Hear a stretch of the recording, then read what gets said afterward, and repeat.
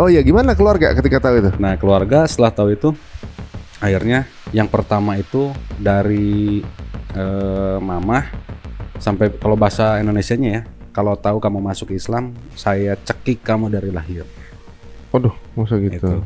Mungkin itu cuma ekspresi emosional aja mungkin saat itu. Saya sih menyadari itu. Karena seorang ibu pasti nggak begitu aslinya. Kenapa sih keluarga begitu benci banget dengan Islam? Apa ada beberapa hal yang dia mispersepsi mengenai Islam atau gimana? Hampir rata-rata semua keluarga Kristen.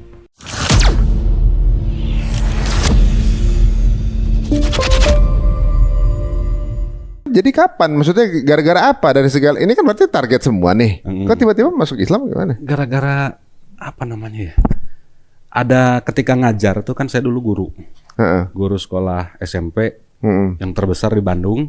Saya ngajar hampir 5 tahun, bahkan tahun ajaran kelima gitu. Pertama tuh saya istri tahu ketika tiap pagi tuh, tiap malam tuh saya ngumpulin ayat-ayat untuk dibagikan kepada anak-anak pagi-pagi. Diberikan apa namanya ya, renungan lah. Jadi renungan namanya shepherding. Jadi shepherding ini di sekolah Kristen itu untuk menguatkan iman anak-anak gitu. Nah, buatlah ayat-ayat di dalam Bible, dalam kitab mereka dibuat. Terus ada satu buku bimbingan yang nggak boleh dikasih ke anak-anak sama yang boleh. Jadi dibagi tuh, buku kecil. Jadi per bulan tuh ganti. Nah, ketika saya buat itu kan tiap hari, artinya kan baca terus Alkitab saya. Saya baca Alkitab, saya tanya sama istri, "Mih, kenapa ini ya nggak boleh nggak boleh dikasih nih sama anak-anak?" Dibaca lah. Tuh kok begini katanya gitu. Maksudnya kok begini? Ada lah. Mau baca serius. Coba. Ini ada nih Alkitab Sabda. Ya, boleh ayat 3-nya deh langsung.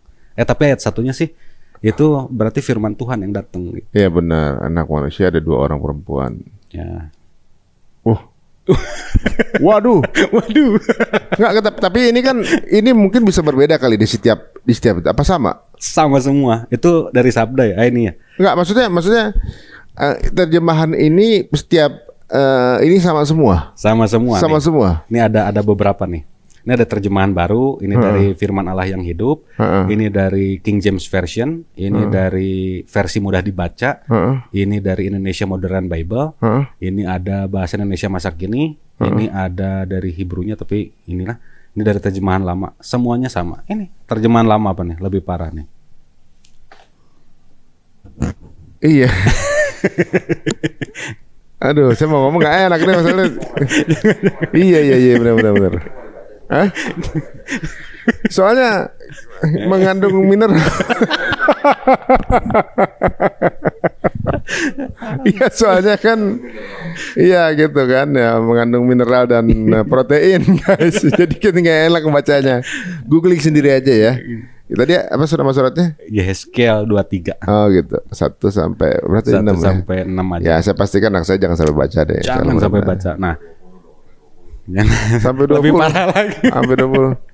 Oh gitu ya. Dari situ mungkin apakah ada penjelasan mengenai itu? Ada penjelasannya. Enggak, penjelasannya kenapa begitu? Maksudnya kok begitu terang-terang kan kalau orang yang orang nih ya, orang yang baca nggak tahu kalau itu dalam kitab suci gitu misalnya ya. Kemudian dibaca tanpa ada angka-angka segala macam. Orang bisa nyangka itu POR. Itu dia. PORN gitu kan. Gitu kan. Jadi yang nggak tahu tuh pasti orang awam ketika baca, kok gini, ya kan? Mengariju kan baru baca kan. Iya. Nah, tapi kalau untuk para pengajar itu tahu, nanti kodonnya nggak jelasin. Jadi di situ itu ada sebuah bentuk kiasan zaman dulu. Iya, bentuknya digambarin juga kok. Maksudnya gimana kan? Ada apa bentuk gimana? Iya gitu. Jadi bentuk kiasan orang-orang Yahudi zaman dulu tuh memang menggambarkan satu orang yang jahat itu seperti itu. Tapi kan dimasukin ke dalam ini kan nggak cocok buat anak kecil. Cocok ya. Nah itu satu. Terus ketika waktu itu ada kejadian Sodom Gomora, atau dalam Islam itu kaum Sodom. Nah masuk ke pengajaran Nabi Nuh. Kalau di Kristen ya tetap Noah atau Nuh. Nah ketika itu kan kita membaca tuh ketika mau kasih ke anak-anak tentunya harus cari dari perjanjian lama. Nama Bimbel kan ada perjanjian baru, perjanjian lama. Tembak ke perjanjian lama. di perjanjian lama ketika saya baca Kejadian 19 ayat 30, di situ langsung, wah anak-anak kan boleh baca nih. Tahu? Enggak tahu. Mau dibaca lagi? Coba deh. Penasaran juga sih. Menerah lagi nih. Sembahayakan apa sih gitu. Gitu. Tapi kan maksudnya secara logika kan nggak mungkin Tuhannya literally ngomong begini gitu kan. Ini pasti manusia yang nulis kan gitu. Betul. Apa tuh? Apa suratnya? Kejadian 19 terus ayat 30. Ayat 30. Sampai banyak sih. Yang intinya aja di ayat 32. Ada intinya ya. Oke, 32. Oke, marilah kita. Jangan dibaca, Bang. Depan marilah kita ya. Marilah kita aja. Berilah kita minum anggur. Oke. Jangan sampai saya nyebutin sesuatu yang ada di kepala nih. Gitu. Dan bisa aja saya salah ya. Iya. Ini seperti sorry ya maksudnya apa incest gitu ya? Iya. Ya benar. Ini saya bohong. Datanya ada. Semua penganut agama ini baca ini atau banyak yang belum tahu? Apa banyak yang belum tahu? Banyak yang nggak tahu. Karena mereka cuma ada bacanya kadang-kadang perjanjian baru aja. Mulai dari Matius sampai dengan Wahyu. Jarang banget baca ini. Yang baca ini paling cuma dilewat. Gitu. Bahkan ada orang Kristen sendiri yang serius nih ada ini gitu. Iya, ceritanya saya turutin sampai ke bawah. Astagfirullahaladzim. Jadi keterusan baca. Emang kayak jadi kayak story ya gitu ya. Waduh, di kejadian ya tadi ya udah disebut lah ya. Saya nanti merekomendasi teman baca malah berimajinasi takutnya. Memang nggak boleh anak-anak baca ya. Tapi sebenarnya ketika beribadah ada part yang ini halaman buat anak-anak nggak halaman iya gitu. Kalau ibadah nih ada antara apa namanya ya, ibadah untuk remaja, anak-anak, remaja, dewasa, orang tua gitu. Jadi dipisah. Orang tua boleh bahas ini. Jadi kalau misalnya penganut agama ini anak-anaknya nggak boleh baca kitabnya boleh. Yang itu. Bacanya tentang kebaikan Yesus Kristus saja. Gitu. Oh jadi ada di satu kitab suci tapi nggak boleh dibaca gitu. Nggak boleh. Jadi dikasihnya ada satu kitab perjanjian baru aja gitu. Nggak digabung sama perjanjian lama. Oh ya. Anak-anak juga pasti kan nggak percaya kalau ini masa Tuhan ngomong begini sih gitu kan. Tapi kan vulgar gitu. Iya. Sampai lah kok begini ya. Ini semakin dibaca semakin gitu. Dia semakin dibaca semakin bingung. Nah, bingung apa? Iya. Ngayal gitu. Lah kok gini? Saya kan ada anak. Ini kalau dibaca anak saya gimana? Gitu kan? Terus tiba-tiba di satu momen masih waktu saya detik-detik sebelum saya masuk Islam tuh ada seorang anak ngomong. Mister, ini kok ayatnya begini sih gimana maksudnya? Ayat apa? Dibacain lah sama dia. Terus saya bilang, waduh, saya jawab apa ya? Oh inilah mungkin zaman dulu sebelum kita mengenal itu ada mastur dan basi. Ini mau tahu nih ya? Ini aja nih. Ini supaya ini aja ya. Karena ini nggak cocok buat anak-anak gitu.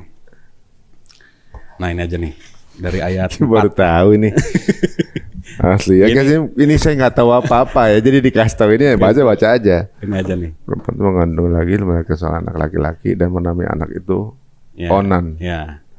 Kemudian perempuan itu melahirkan seorang anak laki-laki sekali lagi dan menamai anak itu Shelah. Yehuda ini menjadi Yahudi sekarang. Iya. Yehuda sedang berada di Kezib ketika anak itu dilahirkan. Sesudah itu Yehuda mengambil bagi anak sulungnya seorang istri bernama Tamar. Tapi anak sulung Yehuda adalah jahat di mata Tuhan, maka Tuhan membunuh dia. Nah, ya, ini ada ya ininya. Lalu di sini, silahkan. Ini di seluruh. Lalu kata Yehuda kepada Onan, hampirlah istri kakakmu. Kawinilah dia. Oh gitu, dinikahin kali maksudnya. Suruh nikahin kakaknya.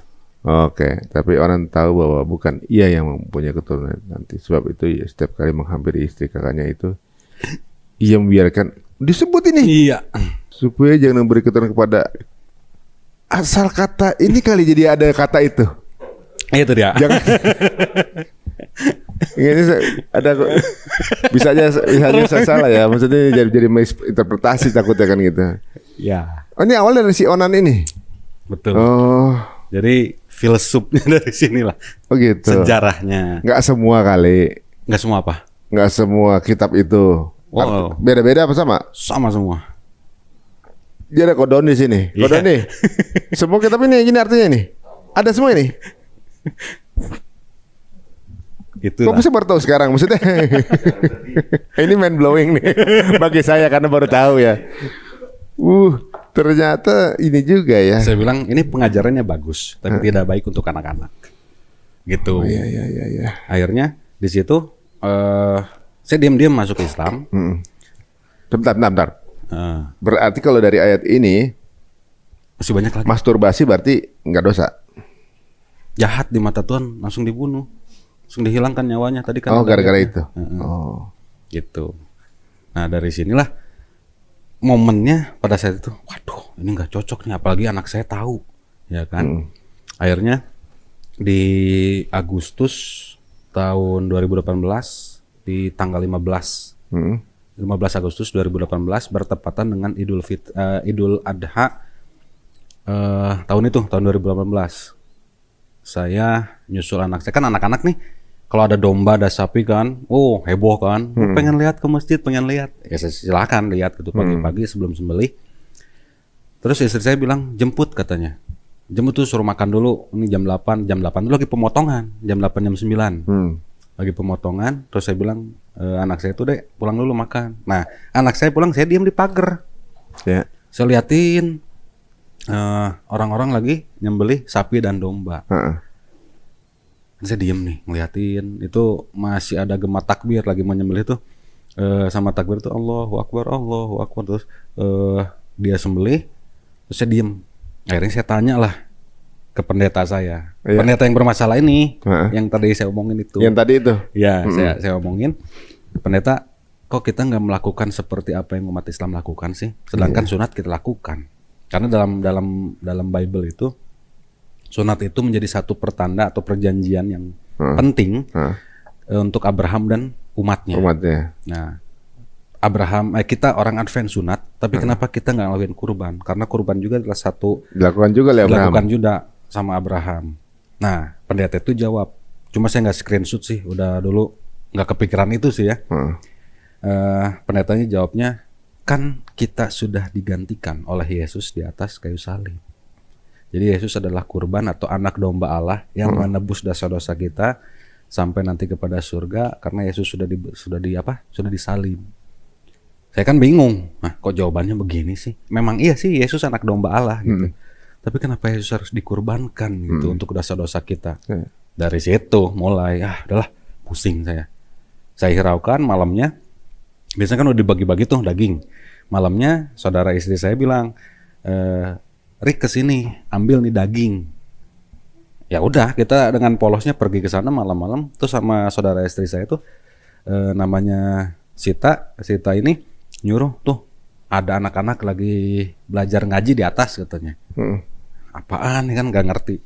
Saya ke atas, terus saya lihat, ada memang lagi belajar ngaji. Saya liatin, nggak kepikiran itu hari itu saya dapat hidayah, enggak. Udah aja. Terus saya dikasih selembar kertas kecil. Kalau sekarang tuh Quran surah Al-Ikhlas, suruh dibaca. Ini mohon maaf nih, ini dulu saya bilang ini Al-Qurannya tulisan cacing, nggak bisa dibaca karena bentuknya meringkel nggak jelas gitu. Apaan sih ini gitu. Tapi ketika dikasih tuh sempat saya lihat dulu itu Quran surah Al-Ikhlas tuh ayatnya apa, artinya aja, cuma nggak terlalu dipikirin. Saya masukin jaket. Akhirnya ketika beres mereka ngaji, saya datengin. Namanya Bang Ijal. Mudah-mudahan Bang Ijal nonton ya. Bang Ijal ini salah satu kepala sekolah di sekolah Islam. Cuma saya lupa nama Islamnya, sekarang pindah ke Kalimantan. Saya tanya nih, saya manggilnya masih Bang Ijal. Di dalam Islam itu Isa al-Masih itu siapa? Cuma gitu aja Bang, nggak ada yang lain. Oh di kami itu Isa al-Masih itu adalah seorang nabi, dan kami tidak membeda-bedakan antara nabi yang satu dengan nabi yang lain. Bang Ijal tahu nggak dalam Al-Quran itu, masuklah saya. Oh, rencana mau murtadin Bang Ijal.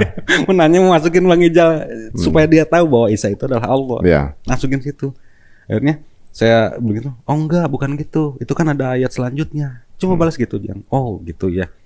Kalau itu langsung nembak, nggak lama ngobrol, setengah jam. Langsung nembak di kitabnya Mas Erik ini ada nggak sebuah ayat yang mengatakan bahwa Allah itu atau Tuhan itu Esa. Saya bilang ada. Coba pengen saya denger. Cuma gitu aja. Saya bacain lah Ulangan 6 ayat 4. Ada, kalau misalnya searching Google, Ulangan 6 ayat 4, di situ ada kalimat, dengarlah hai orang Israel, Tuhan Allah kita adalah Tuhan yang Esa. Dah. Oh gitu, itu Musa ya katanya. Ya. Atau di kita tuh Nabi Musa katanya. Oke. Nah, ada nggak siapa tadi Isa Al-Masih ngomong di dalam Alkitab, dalam Bible Mas Erik tuh perkataan yang sama? Ada, saya bilang. Di mana? Di Markus 12 ayat 29. Inilah hukum yang terutama, bahkan di apa namanya ya? Ditegaskan oleh Yesus itu atau Isa Al-Masih.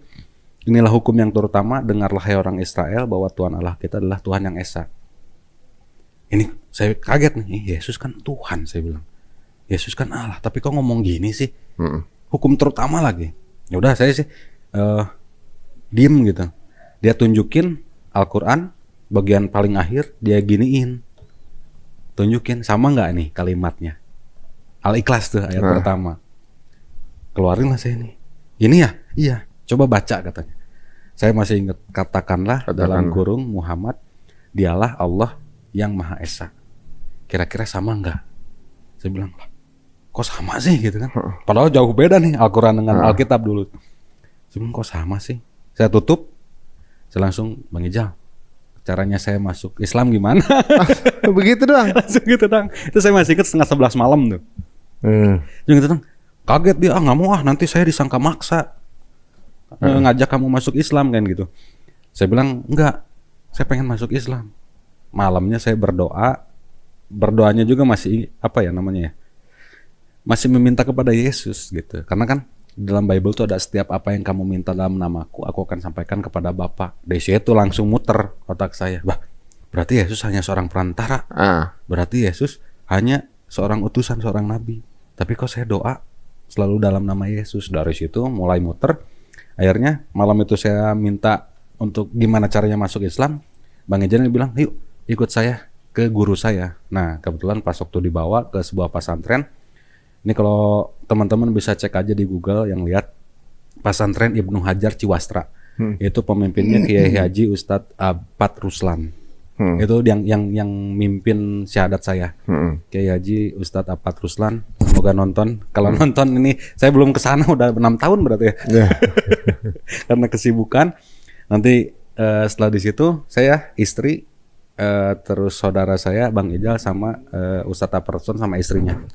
Sampai sempet sih ada satu kata yang untuk jadi challenge mungkin ya. Ketika Ustadz Apat ini bilang, dalam Islam itu berat loh Mas Erik katanya. Yang pertama itu harus syahadat. Tahu nggak syahadat? Nggak tahu, saya bilang. Yang kedua itu harus sholat. Udah bisa belum sholat? Mana saya tahu sholat. Tahu mah tahu ngeliat orang sholat, tapi nggak tahu, nggak bisa ngerjain. Terus yang ketiganya ada puasa. Udah pernah puasa belum? Gitu. Tanya, berat loh. Sanggup nggak nih? Katanya. Ya mudah-mudahan sanggup. Ya udah.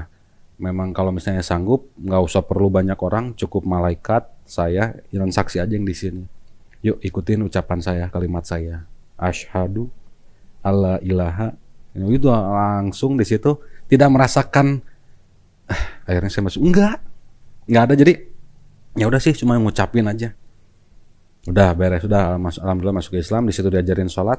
Cuma masih ada keraguan gitu. Ini bener nggak ya saya masuk Islam gitu.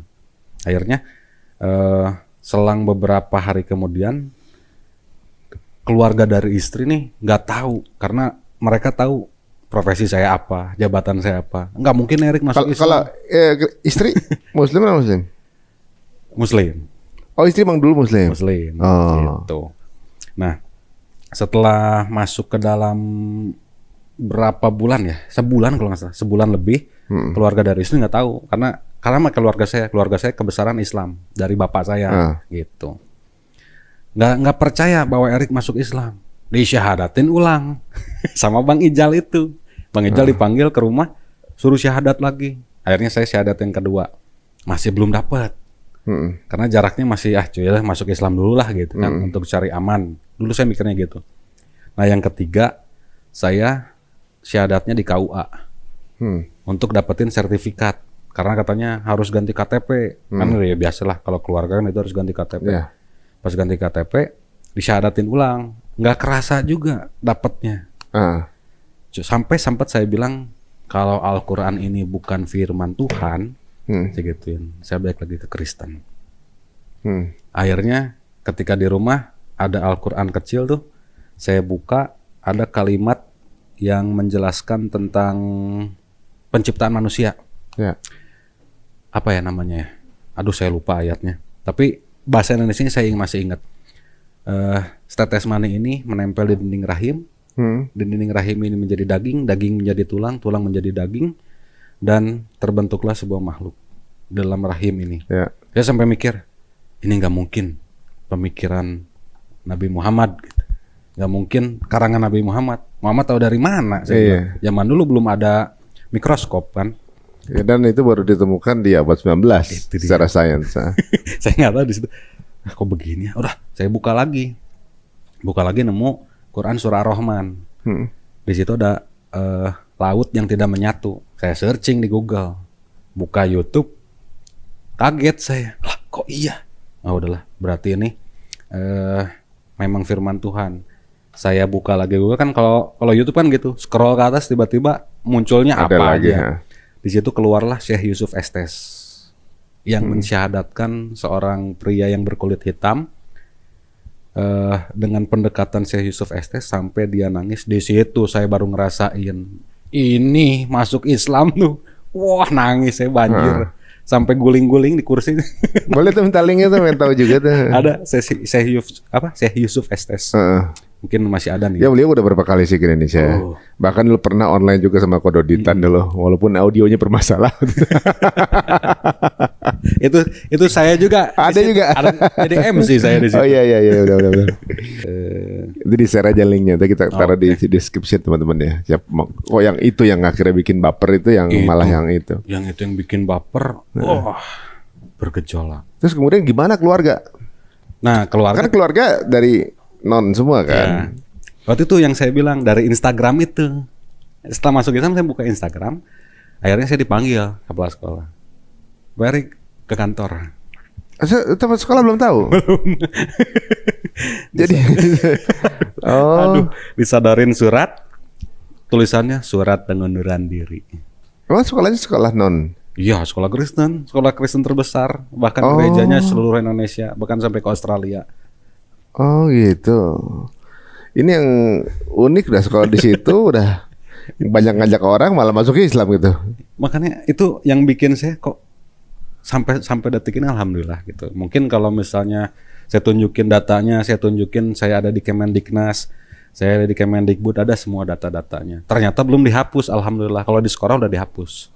Karena database sekolah kan saya yang pegang. Jadi kan saya tahu saya sebagai apa. Dihapus, hilang. Tapi emang unik guys, kadang-kadang dapat hidayah atau bermualaf itu justru kalau secara dunia itu banyak hal yang diambil dulu. Itu dia. Gitu kan. Banyak yang ekonominya kemudian berpengaruh dengan ekonomi, dengan lingkungan gitu. Pekerjaannya yang hilang segala macam gitu. Banyak yang seperti itu kan gitu. Kalau gue juga pernah ngerasain dulu ekonomi waktu itu kan. Nah, itu kan berarti ketika akhirnya pekerjaan hilang, itu ekonomi juga dong berarti kan sebenarnya kan. Tiba-tiba nggak ada pekerjaan, terus gimana dong? Terus banyak yang begitu football gitu kan akhirnya. Nah, dari pas surat pengunduran diri itu, saya pulang. Pulang terus saya kasih tahu, Papi dipecat. Kenapa? Ya gara-gara ini masuk Islam. Karena kepala sekolahnya nunjukin udah masuk Islam kan. Di sini sudah tidak seiman. Pergi, udah pergi keluar. Ya udah 4 bulan masuk Islam. 4 bulan masuk Islam, rumah, mobil, motor, harta, tanah hilang. Hilangnya kenapa? Ya diambil Allah mungkin, saya pikirnya gitu. Oh, karena dapatnya mungkin dulu beda ya. Iya mungkin, beda. Diambil sama Allah, mulai dari nol lagi. Rumah itu kita kena tipu. Gitu, motor kena tipu, mobil rusak diambil. Udah nggak punya apa-apa no. Kita cuma dari penipuan rumah itu cuma dapat 140 juta dari harga 1,5 M. hilang, tinggal 120, kita jadi kontraktor akhirnya. Kontrak sana, kontrak sini. Gitu. Keliling sampai sekarang jadi kontraktor. Jadi apa namanya? Ya, saya bilang mungkin Allah sudah nolkan lagi supaya kamu cari dalam Islam pekerjaan yang halal, pekerjaan yang toiban, supaya kamu sadar gitu.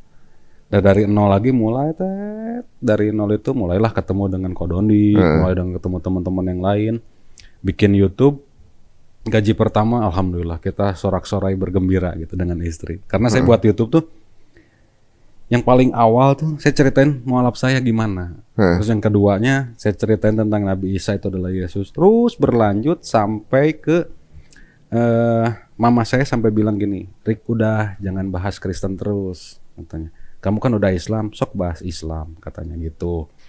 Akhirnya dari situ mama saya tahu, saya musuhan tuh sampai di chat di komen tuh sampai dengan mama tuh saling komen. saling komen. Oh ya, gimana keluarga ketika tahu itu? Nah, keluarga setelah tahu itu akhirnya yang pertama itu dari mama sampai, kalau bahasa Indonesianya ya, kalau tahu kamu masuk Islam, saya cekik kamu dari lahir. Waduh, masa gitu. Mungkin itu cuma ekspresi emosional aja mungkin saat itu. Saya sih menyadari itu. Mungkin karena seorang ibu pasti nggak begitu aslinya. Habis itu terus tante saya bilang kalau misalnya memang istrimu membawa jalanmu ke dalam jalan yang sesat, lebih baik kamu tinggalkan, tante ganti dengan yang lebih baik. Saya bilang, saya injili aja. Pakai balasnya nggak pakai emosi, saya balas pakai ayat-ayat Alkitab. Nah yang ketiga baru kalimatnya agak-agak toksik lah gitu. Itu om saya yang anaknya yang sepupu itu. Bilangnya, "Goblok kamu, Rick. Kamu udah dikasih tiket ke surga beserta anak istrimu, tapi kamu tinggalkan Yesus." Gitu. Akhirnya ya saya kasih ayat lagi. Dari situ udah kita musuhan selama 2 tahun. Saya nggak ngobrol sama mama. Akhirnya saya beraniin diri karena dapat guru-gurunya. "Orang tua kamu gimana?" "Masih kafir." Temuin gitu terus. Aduh, takut. Akhirnya udah kasih apa yang suka, kasih sama dia. Saya bawa brownies, saya kasih, diusir. Yang kedua, di atas brownies ada 100.000, diterima, saya diusir. Yang ketiganya lebih gede, 500.000, baru diterima. "Sini masuk," katanya gitu. Setiap datang tuh gini, "Mau ngapain kamu kesini?" Kalau bahasa Sundanya dek naon sia ka dieu gitu. Jadi dek naon sia ka dieu init sia jingkah gitu. Jadi komunikasinya cuma sama bapak.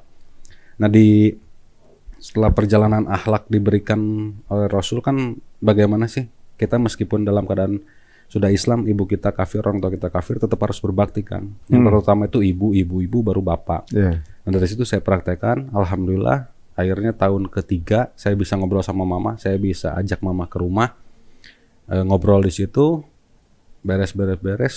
Jalan 5 tahun, mama saya sakit. Mama saya sakit, terus waktu sakit itu mama saya lihat YouTube ngomong gini, "Rick, kenal sama Kodondi," katanya. "Pinter tuh, bagus," katanya. Ya? Mama saya gitu. Langsung saya hubungi Kodondi. "Oh, mama mau ketemu." Gas, kita ke Ciranjang. Kita ke Ciranjang, sampai di Ciranjang ada videonya kalau di YouTube-nya Kodondi, judulnya "Selamat Jalan Ibunda Erik." Nah, setelah berapa ya? Setelah ngobrol sama Kodondi itu hari Kamis, hari Selasanya meninggal. Nanti ceritanya Kodondi deh. Oh gitu. Nah, kenapa sih keluarga begitu benci banget dengan Islam? Apa ada beberapa hal yang dia mispersepsi mengenai Islam atau gimana? Hampir rata-rata semua keluarga Kristen yang masuk Islam itu pasti pembencinya. Benci sama Islam tuh pasti gitu. Karena doktrin yang pertama, Islam itu teroris. Islam itu mengajarkan kerusuhan. Islam itu mentalnya minta-minta. Islam itu pokoknya dengan hal-hal yang negatif. Dulu sampai saya doktrin beberapa orang tuh dengan, dulu masih ada Syekh Puji. Masih ingat nggak? Tahu. Syekh Puji kan menikahi anak kecil. Terus sampai doktrin ke keluarga saya tuh. Islam. Ajaran Nabi Muhammad gitu. Dulu saya bilangnya ajaran Muhammad, menikahi anak kecil. Di situ kan framingnya seperti itu. Lihat poligami, tuh lihat. Wah, pokoknya framing itu yang sampai sekarang kepada keluarga Kristen itu masih masih ada gitu sampai detik ini. Apalagi sekarang dunia media sosial, komen seenaknya. Ngeri beneran, Bang. Tapi emang framing seperti itu kan udah di planting oleh media cukup lama kan, bahwa dibilang Islam itu teroris gitu kan. Tapi kalau kita buktikan siapa yang memulai Perang Dunia Pertama, Perang Dunia Kedua, yang membantai ratusan ribu, itu kan bukan orang Islam. Pembantai 5 pembantai terbesar di dunia nggak ada yang orang Islam kan? Iya betul. Mao Zedong, Hitler segala macam itu kan nggak ada yang orang Islam. Yang ngebantai di Maroko bukan orang Islam, di Aljazair bukan orang Islam, yang ngebunuh di Irak juga bukan orang Islam. Tapi yang tetap Islam dianggap teroris. Yang teroris yang mengatasnamakan Islam itu jumlahnya cuma 0,02% dari jumlah orang Islam. Itu juga buatan lagi kan? Iya. Tetap aja Islam ini bilang teroris. Dan itu yang dipercaya nih. Makanya tingkat edukasi ini penting banget sih sebenarnya. Itu dia. Framing media itu emang bertahun-tahun sih ya. Terus apa tadi dia? Beberapa hal-hal yang kejadian misalnya kayak minta-minta ya. Karena Islam yang di Indonesia yang dilihat kayak ibaratnya. Waktu pernah bilang kan, wah kriminal banyak orang Islam. Ya tinggal di Indonesia. Kalau dia tinggal di Brazil, iya betul. Tiap 2 detik ada kriminal juga bukan orang Islam gitu kan.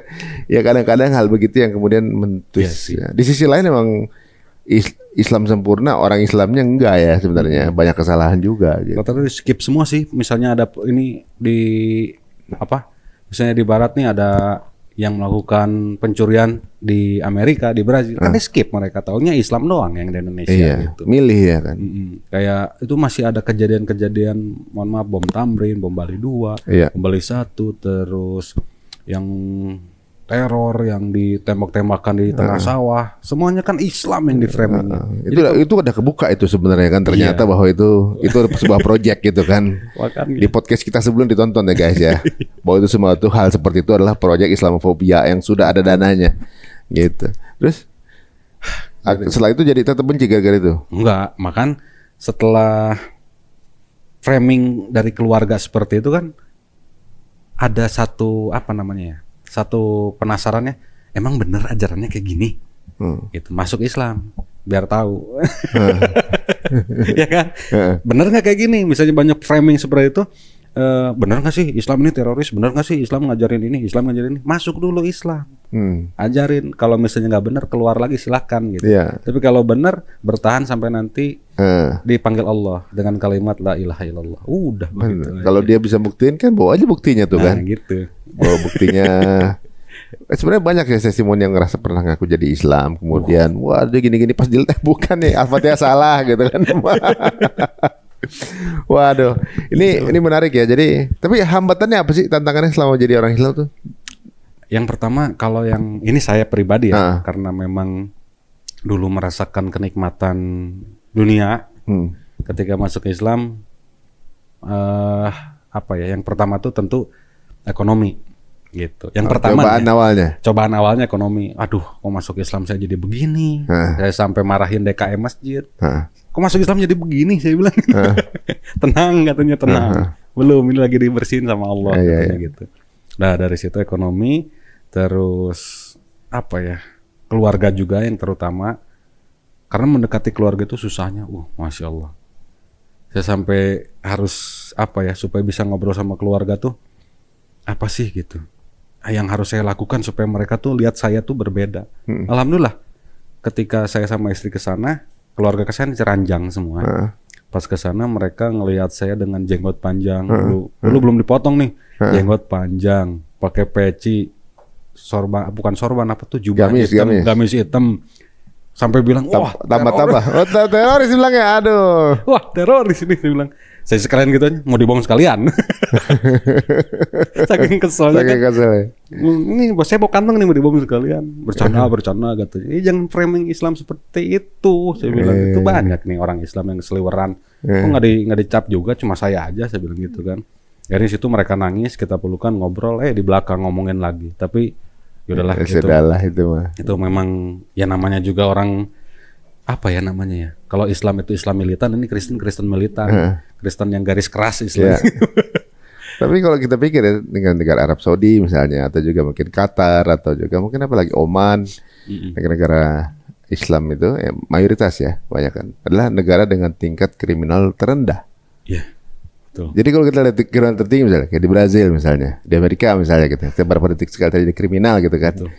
Justru kalau di Arab yang kriminal terendah dulu pernah tingkat kecelakaan terkecil gitu. Waktu cewek masih dilarang nyetir.